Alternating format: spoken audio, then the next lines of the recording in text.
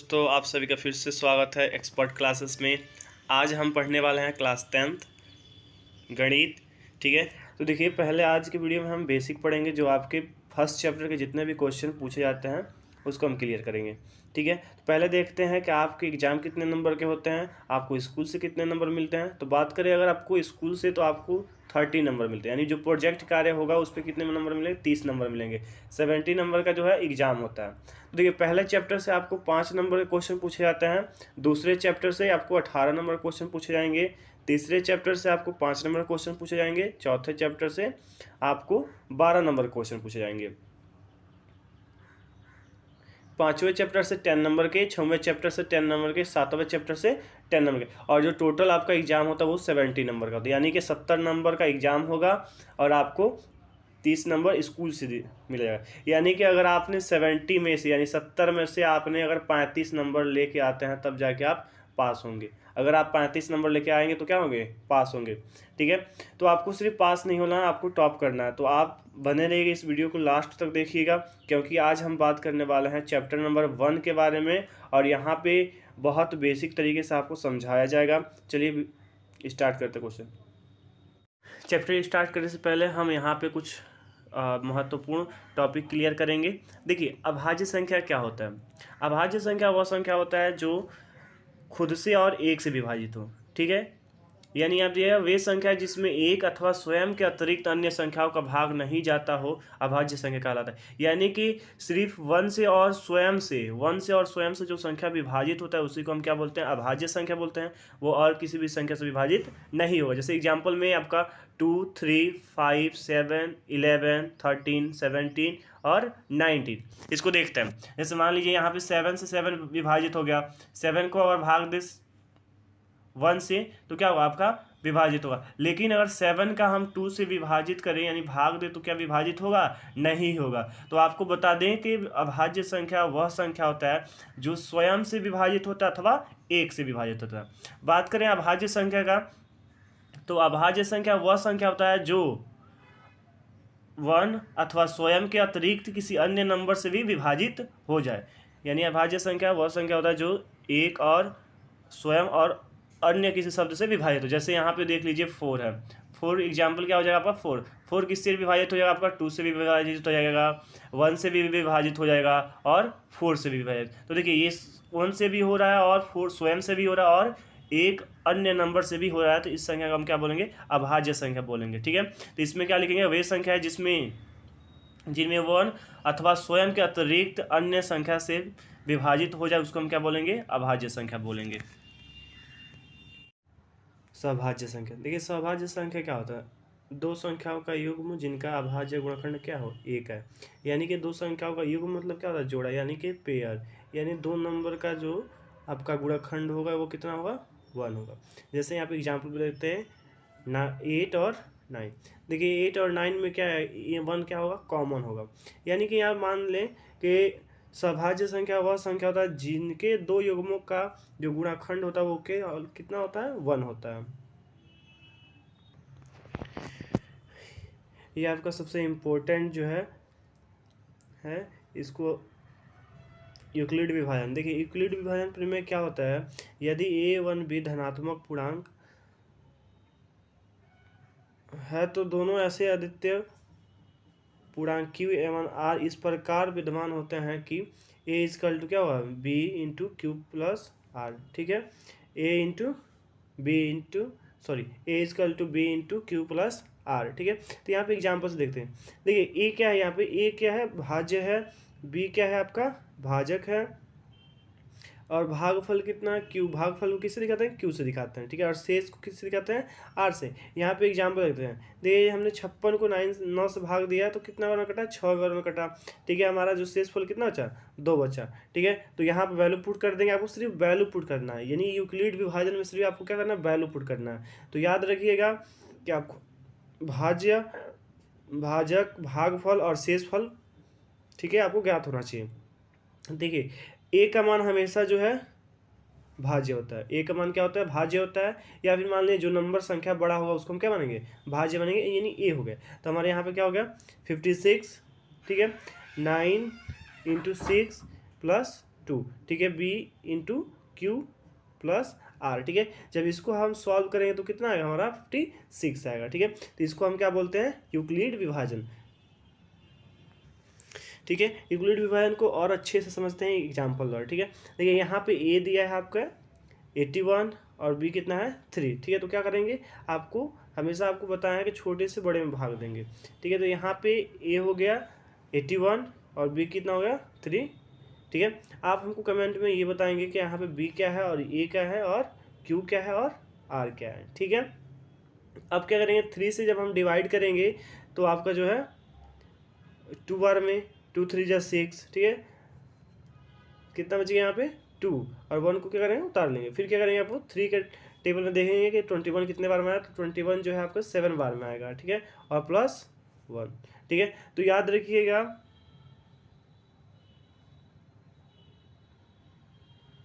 यहाँ देखिए क्या हुआ, 81 इजकल टू 3 इंटू 27 प्लस 0, ठीक है। ये आपको क्या है यूक्लिड थ्योरम, ठीक है।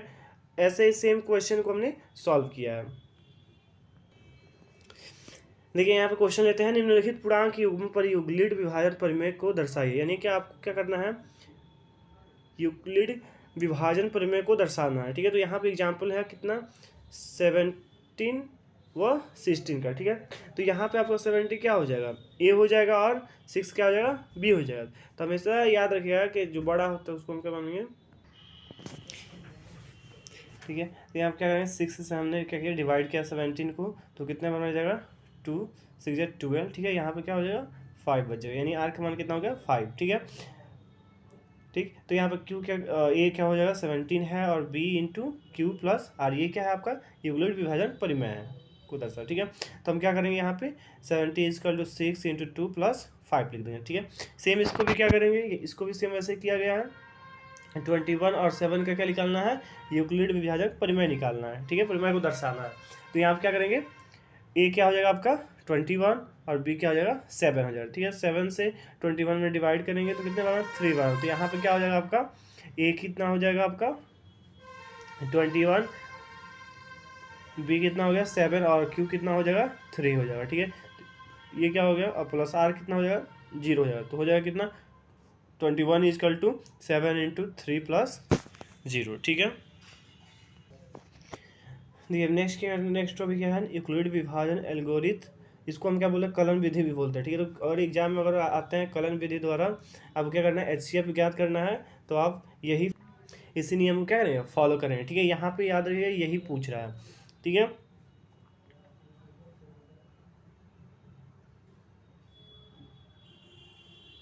जो बी का मान होता है वही क्या होता है आपका HCF होता है, क्या होता है आपका HCF होता है, ठीक है। देखिए कहा गया है लेकिन क्या होना चाहिए R 0 होना चाहिए, अगर R 0 हो जाता है तो आपका बी का मान क्या हो जाएगा HCF हो जाएगा, क्या हो जाएगा HCF हो जाएगा, ठीक है। दिया है A equal to b into q plus r, ठीक है, ठीक है। तो यहाँ पे ए व बी का मॉइस्चर ज्ञात करना है, तो क्या हो जाएगा बी हो जाएगा, क्या हो जाएगा बी होगा। तो याद रखिएगा अगर आर का मान 0 आ गया तो जो बी होगा उसको हम क्या मानेंगे आपका HCF मानेंगे, ठीक है। यहाँ पे एग्जाम्पल समझते हैं, 21 और 3 का हमें क्या करना है HCF ज्ञात करना है, किस मेथड से, यूक्लिड विभाजन एल्गोरिथम से, ठीक है, जिसको हम कलन विधि भी करते हैं। कभी कोई क्वेश्चन क्या होता है कलन विधि आ जाता है तो उसको कंफ्यूज मत होइएगा, कलन विधि पूछे या फिर यूक्लिड विभाजन पूछे, आपको इसी नियम को दर्शाना है, ठीक है। तो क्या करना है, देखिए 3 यहाँ पे ए का मान कितना हो जाएगा 21, बी का मान कितना हो गया 3 हो गया, ठीक है। और जब 3 को 21 में से विभाजित करें, सॉरी 3 से 21 विभाजित करें तो कितना आएगा हमारा 7। तो यहाँ पे a equal to b into q plus r, तो ए इजकल टू कितना हमारा है 21 है और इजकल टू क्या है 3, बी का मान कितना है 3 इंटू क्यू का मान कितना है 7 प्लस 0, ठीक है। यानी यहाँ पे देखिए आर का मान कितना हो गया 0 हो गया, यानी 0 प्राप्त हो गया। तो यहाँ पे जो बी का मान है वही हमारा क्या हो जाएगा मौसा हो जाएगा, क्या हो जाएगा हमारा मौसा, ठीक है। लेकिन अगर आपको बता दें कि अगर आर का मान 0 नहीं होता है तो क्या होगा आपका जो बी का मान होगा वो क्या होगा HCF नहीं होगा। उसको आगे तक सॉल्व करें, जब तक सॉल्व करें जब तक कि क्या हो आपका आर जो है 0 ना आ जाए, यानी जो आपका शेष फल बच रहा है वो क्या हो जाए 0 हो जाए। यहाँ पे एग्जाम्पल समझते हैं, ठीक है। निम्नलिखित युग्म का यूक्लिड विभाजन एल्गोरिथम द्वारा महत्वपूर्ण HCF ज्ञात करना है। ठीक है, तो यहाँ पे क्या है 21 और 237 में क्या करना है आपको HCF ज्ञात करना है। ठीक है, तो यहाँ पे देखिए ए का मान कितना होगा 237 हो गया, बी का मान कितना होगा 81 हो गया। ठीक है, आपको यूक्लिड विभाजन एल्गोरिथम का रूल अप्लाई करना है। ठीक है, तो आप बता दें जब तक आर का मान 0 ना आ जाए तब तक क्या करें HCF क्या होगा हमारा प्राप्त नहीं होगा। ठीक है, और अगर आर का मान प्राप्त हो जाता है और उस इक्वेशन में जो बी का मान होगा वही क्या होगा ए और बी का HCF हो, क्या होगा HCF हो। यहाँ पे देखिए सेम क्या किया विभाजित किए हैं, क्या किए हैं विभाजित किए हैं। यहाँ पे 237 को 81 से क्या किए हैं भाग देने पे क्या हुआ है आपका 2 बार में 162 आएगा। अब देखिए क्या हुआ जब इसको घटाएंगे यानी 237 में से 162 को घटाएंगे तो हमारा बचेगा कितना 81, कितना बचेगा हमारा 81 बचेगा। ठीक है, तो हम क्या करेंगे फिर से अब इसको क्या करेंगे, इसको हम क्या करेंगे जो आपका 75 आया है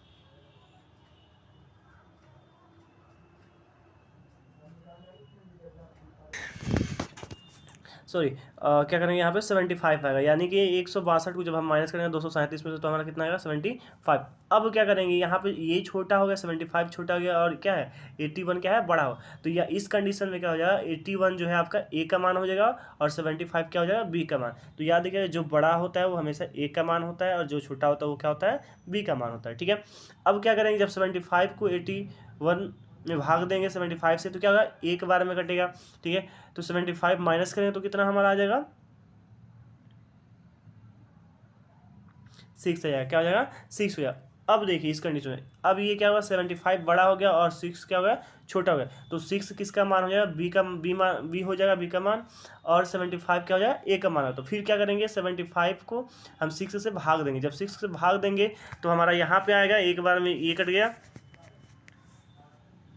ठीक है 6 और यहाँ बचेगा 1, फिर 5 को उतार देंगे, फिर से भाग देंगे जब 6 को 2 बार में तो 2 बार में क्या हो जाएगा कट जाएगा। अब हमारा यहाँ पे क्या बचेगा शेषफल जो होगा 3 बचेगा, क्या होगा शेषफल 3 हो जाएगा। लेकिन यहाँ पे देखिए जिसे हम भाग दे रहे थे वो क्या है बड़ा है और हमारा शेषफल जो है क्या है छोटा। तो अब क्या करेंगे फिर से हम शेषफल को अभी भी हमारा आर का मान 0 नहीं है, जब हमको क्वेश्चन तब तक सॉल्व करना है जब तक हमें क्या हो आर का मान 0 ना मिले। ठीक है, अब देखिए यहाँ पे क्या हो गया, यहाँ पे 3 आपका क्या है छोटा है और आपका 6 क्या है बड़ा है, तो इस कंडीशन में क्या हो जाएगा 6 जो है ए का मान हो जाएगा और 3 क्या हो जाएगा बी का मान हो जाएगा। फिर से क्या करें 6 को भाग देंगे तो 2 बार में कट जाएगा, तो यहाँ पे क्या होगा आर इक्वल टू हमें 0, यानी हमें शेषफल कितना प्राप्त हुआ 0 प्राप्त हुआ। अब इस कंडीशन में हम क्या करें वैल्यू पुट करें, तो यहाँ पे देखिए ए का मान कितना हो जाएगा ये इस वाले इक्वेशन को ए का मान कितना हो जाएगा 6 हो गया। ठीक है, बी का मान कितना हो गया 3 हो गया और यहाँ पे आपका जो क्यू का कितना मान हो गया यहाँ पे 2 हो गया और आर हमें कितना मिला 0 मिला। ठीक है, इस इक्वेशन में देखेंगे कि हमारा बी का मान कितना आ रहा है 3 आ रहा है। इस इक्वेशन में देखेंगे कि बी का मान कितना आ रहा है 3 आ रहा है, तो बी का मान 3 आ रहा है, तो इससे हमें ये प्रूफ हुआ कि 81 और 237 का जो मौसा है वो कितना आएगा 3 आएगा। 81 और 237 का जो मौसा है वो कितना आएगा 3 आएगा। ठीक है, तो देखिए अब देखिए यहाँ पे जैसे जैसे इक्वेशन को सॉल्व किया गया वैसे वैसे रखा गया। यहाँ पे देखिए हमने क्या किया पहले देखिए क्या किया, पहले हमने ए का मान 237 लिया, फिर बी का मान कितना हुआ 81, ठीक है 81। ठीक है, तो इस इक्वेशन में जब सॉल्व किया तो कितना है 75। ठीक है, जब हमने घटाया तो हमारा जो आर कितना आया 75, यानी शेषफल कितना बचा 75।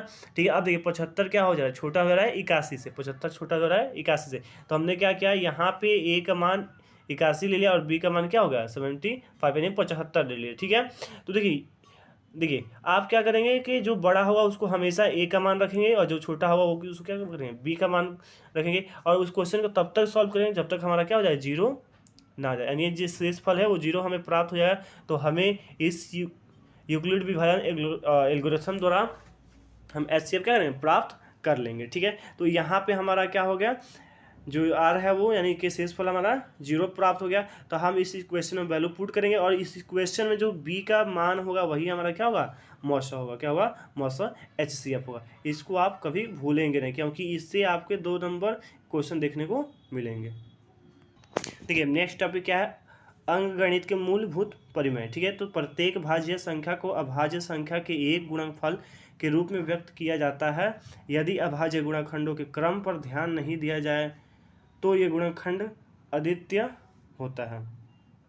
ठीक है, यहाँ पे देखिए कि आप या तो इस विधि से निकाल सकते हैं सिंपल सा, या आप क्या करेंगे इस विधि को फॉलो कर सकते हैं। ठीक है, इसको हम गुणनखंड वृक्ष विधि भी बोलते हैं। ठीक है, तो यहाँ पे 210 का हमें क्या निकालना है, अभाज्य संख्या निकालना है। ठीक है, तो अब देखिए 210 का क्या करेंगे, यहाँ पे 2 से जब हम 2 3 5 7, ठीक है, तो इस रूल से भी कर सकते हैं या फिर इस रूल से भी कर सकते हैं। अब देखिए क्या है यहाँ पे, यानी कि ये जो बड़ा संख्या होगा और छोटे संख्या मल्टीप्लाई करेंगे तो ये हमें जो सामने वाला नंबर होगा वो प्राप्त होगा। ठीक है, तो सेम यहाँ पे अगर 105 में हम गुणा करें 2 से तो हमें 210 प्राप्त होगा। ठीक है, अब देखिए इस क्वेश्चन को तब तक सॉल्व करेंगे जब तक क्या हो जाए, एक हमारा 1 ना आ जाए। ठीक है, अब देखिए 105 को क्या करेंगे, जब हम 35 को 3 से गुणा करेंगे तो हमारे 105 प्राप्त होगा। अब क्या करेंगे, जो 35 है उसको हम 7 और 5 से गुणा करेंगे तो हमारा क्या होगा, 35 प्राप्त हो जाएगा। ठीक है, अब जो 7 है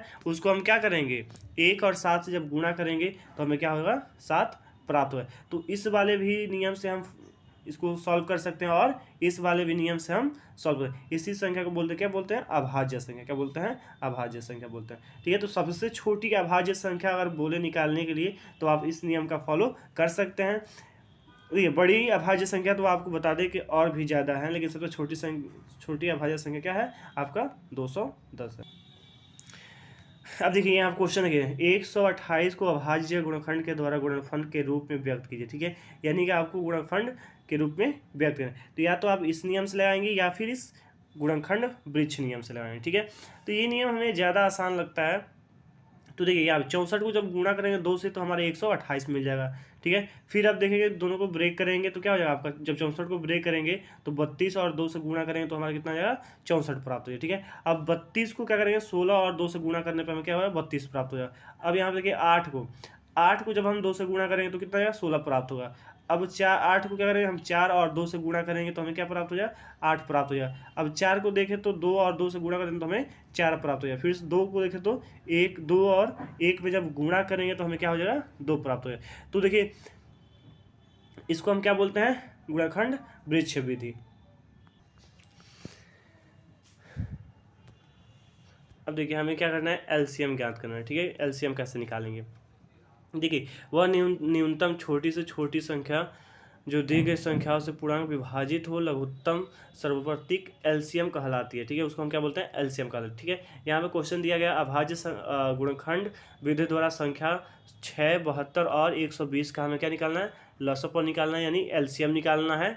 ठीक है, तो सिंपल सा क्या करेंगे आपको, देखिए सिंपल से यहाँ पे हम क्या करेंगे, 6 को क्या करेंगे, 6 का एलसीएम निकालेंगे। ठीक है, यानी कि सबसे पहले छोटे जो संख्या होता है उसका हम एलसीएम निकाल रहे हैं। ठीक है, या तो आप डायरेक्ट निकाल सकते हैं या फिर एक एक को करके निकालें, एक एक को करके निकालें तो आसानी से निकले। ठीक है, ठीक है, यहाँ पे 72 का हमने निकाला। ठीक है, यहाँ पे हमने 120 का निकाला। देखिए यहाँ पे क्या किया हमने, निकाल दिया आपका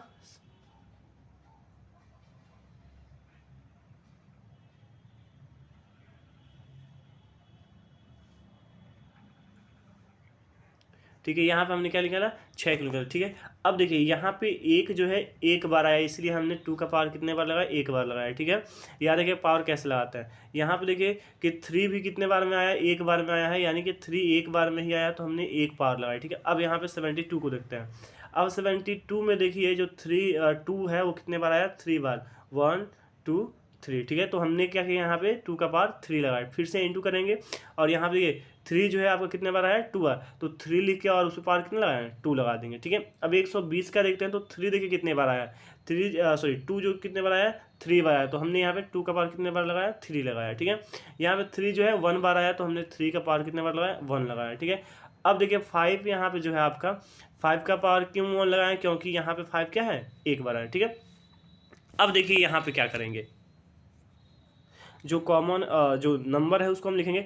अब देखिए इसमें हम क्या करते हैं, जो सबसे बड़ा पावर होता है यानी जो नंबर होता है, देखिए दोनों सब में क्या है आपके कॉमन 2 देखने को मिले, तो 2 को एक बार लिख देंगे। ठीक है, अब देखिए यहाँ पे जो सबसे बड़ी पावर है उसको हम क्या करेंगे, लगाते हैं। तो यहाँ पे देखिए यहाँ पे क्या है, 1 है, ये छोटी है, 3 है। ठीक है, यहाँ पे भी 3 है। ठीक है, तो 3 क्या हुई, बड़ी होती है, यहाँ पे 2 के पावर 3 लगा देंगे, ठीक है। अब यहाँ पे 3 देखिए, 3 तीनों में कॉमन है, तो यहाँ पे हमने 3 लिखा। अब देखते हैं कि 3 का कौन सा पावर सबसे बड़ा है, तो यहाँ पे भी 1 पावर है, यहाँ पे 2 पावर है, यहाँ पे 1 पावर। तो यहाँ पे हम क्या करें, 3 का पावर 2 लगाएंगे, क्योंकि यहाँ पे सबसे बड़ा पावर क्या है, 2 है, ठीक है। अब 5 देखें, 5 किसी में नहीं है, लेकिन 5 इसको लिखेंगे, ठीक है। कोई भी संख्या छोड़ते नहीं है, संख्या को लिखते हैं, ठीक है। अब देखिए यहाँ पे 5 का पावर 1 है, तो 5 का पावर 1 ही लिखेंगे। अब इसको जब हम सॉल्व करें तो ये क्या हो जाएगा, इसको हमने सॉल्व किया, यहाँ पे देखिए जो आपके 2 के पावर 3 है उसको हमने सॉल्व कैसे किया है, ठीक है। लिखने का मतलब है कि आपको 2 जो है 3 बार लिखेंगे, ठीक है। 2 को कितने बार लिखेंगे, 3 बार। तो 2 1 जा 2, 2 2 जा 4, 4 2 जा 8, कितना आ जाएगा, 8 हो जाएगा, ठीक है। तो हमने क्या किया, 8। यहाँ पे सेम कंडीशन यही 3 का, यानी कि 3 इंटू 3 कर देंगे, ठीक है। यहाँ पे 3 इंटू क्या हो जाएगा, 3 हो जाएंगे, ठीक है। तो यहाँ पे देखिए हमने क्या किया, 3 3 जा 9। अब 5 का पावर 1 है तो 5 ही आएगा।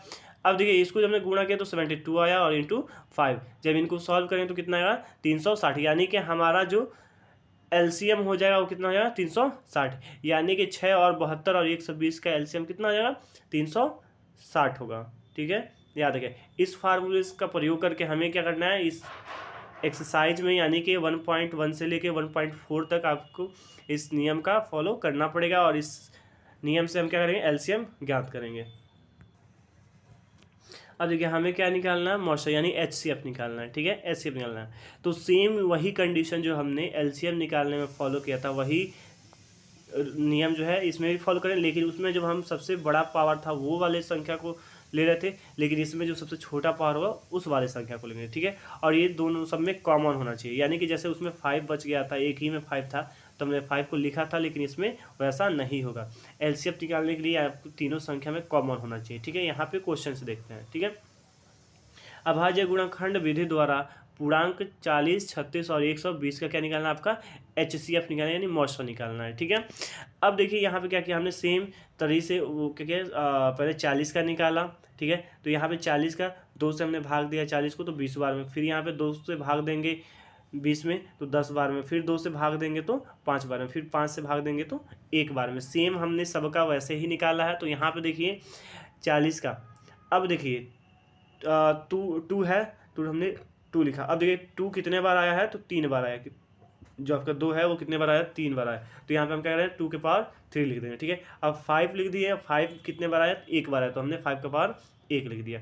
अब आपने 36 देखिए, 36 में 2 है तो 2 लिख दिए। अब 2 कितने बार आया है, 2 बार आया, तो हमने क्या किया, 2 के पावर 2 लिख दिया। अब 3 है तो 3 गुणे क्या किया, 3 कर दिए। अब इसमें 3 कितने बार आया है, 2 बार आया, तो हमने क्या किया, 3 के पावर 2 लिख दिया। अब देखिए यहाँ पे 126 में हमने 2 लिखा, पहले 2 है तो 2 का पावर कितना लिखेंगे, 1 लिखेंगे, क्यों, क्योंकि इसमें 1 बार आया है, ठीक है। उसके बाद क्या, 3 लिखेंगे, उसके बाद 3 कितने बार है, 2 बार, तो फिर से हमने 3 लिखा, फिर क्या है आपका 7 आया, तो 7 कितने बार है, 1 बार है, तो हमने 7 लिखा, ठीक है।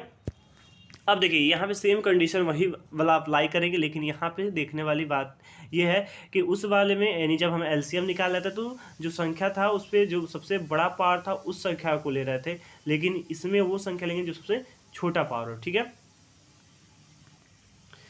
देखिए यहाँ पे अब कॉमन होना चाहिए, तीनों में कॉमन, तो तीनों में कॉमन आपको दिखाई दे रहा होगा 2 है, तीनों में कॉमन क्या है, 2 है। 5 जो है सिर्फ क्या है, 40 में और किसी संख्या में नहीं है, तो 40 को हम 5 को नहीं लेंगे। अब 2 देखते हैं, 2 तो आपके 126 और 36 में है 3, लेकिन 40 में नहीं है, तो 3 भी नहीं लेंगे। 7 को देखते हैं, तो 7 जो है केवल 126 में है और किसी भी नंबर में नहीं है, तो हम 7 को भी नहीं लेंगे। अब यहाँ पे हमने क्या किया, 2 लिख दिया, ठीक है। अब देखिए 2 का सबसे छोटा पावर, यानी सबसे छोटा पावर कितना है, तो 3 है, तो ठीक है। 3 से छोटा क्या है, 2 है, और 2 से छोटा क्या है, 1, यानी 2 का पावर कितना है, 1 है, तो यहाँ पे हमारा क्या हो जाएगा, 2 हो जाएगा, ठीक है। यहाँ पे जो सबसे छोटी घात होती है उसको हम लिखते हैं, ठीक है। तो जो हमारा मौसा हो गया 40 और 36 और 126 का, वो कितना हो गया, 2 हो गया। तो आज की वीडियो में इतना ही, फिर मिलता है अगले वीडियो में, जिसमें हम आपका 1.1 एक्सरसाइज कंप्लीट करवाएंगे। अगर वीडियो अच्छा लगे तो वीडियो को लाइक कीजिएगा और अपने दोस्तों के पास शेयर कीजिए, और कमेंट करके हमें बताइएगा। अगर कोई आपको डाउट हो, अगर कोई टॉपिक आपको समझ में नहीं आया हो, तो कमेंट करके आप हमसे पूछ सकते हैं। हम कोशिश करेंगे जो नेक्स्ट वीडियो हो उसमें हम सुधार कर सकें।